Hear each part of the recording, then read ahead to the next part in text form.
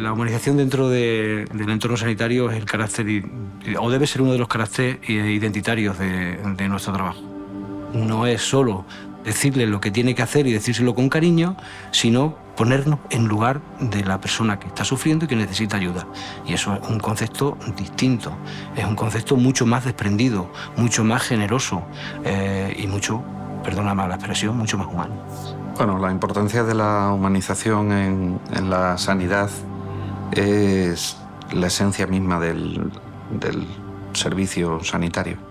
Nosotros entendemos el servicio sanitario como un derecho a la protección de la salud y sin humanización no sería posible proporcionar en los términos adecuados ese derecho.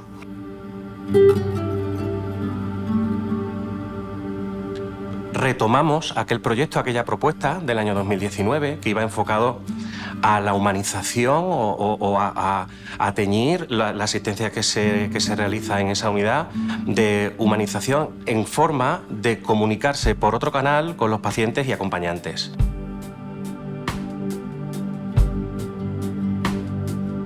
Pues este proyecto a mí lo que me hace es que me permite poner de manifiesto la tarea que nosotros hacemos como enfermeros de primaria, que es no solamente es la salud de la persona, la salud física, sino también la salud mental.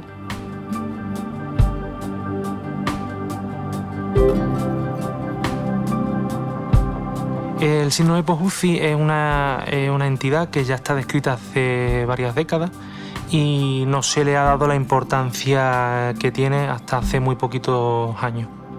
Es un síndrome que engloba varias esferas del entorno de un paciente que ha sido dado de alta de una unidad de cuidados intensivos, entre ellas pues, la esfera física, la esfera psicológica y la esfera cognitiva.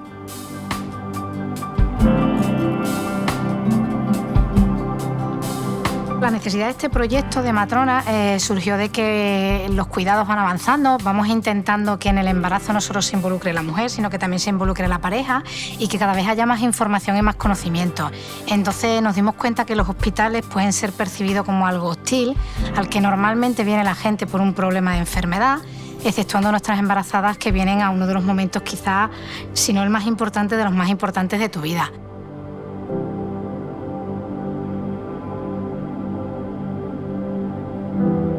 Y entonces nosotros con este proyecto lo que buscamos es atender esas necesidades de un parto más natural, menos medicalizado en ese sentido, dejando un poco que las mujeres sean parte activa de este proyecto y no tanto la medicalización en sí.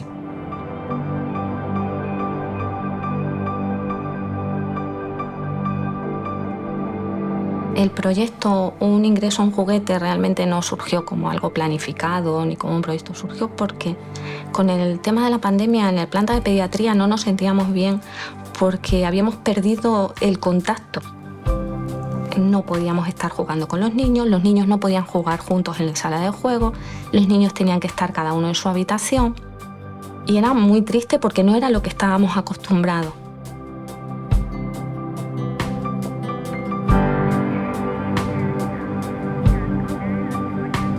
Pues el proyecto surge cuando aparece una pandemia tan desconocida, una enfermedad tan desconocida que nadie sabía cómo se podía tratar ni cómo se podía curar. Lo único que se sabía era que era totalmente muy contagiosa y que los pacientes tenían que estar aislados. Entonces, para que los pacientes no estuvieran tan solos, decidimos hacer un proyecto que lo titulamos Acortando distancias, y decidimos hacer entrevistas y videollamadas para que los pacientes no estuvieran tanto tiempo solos.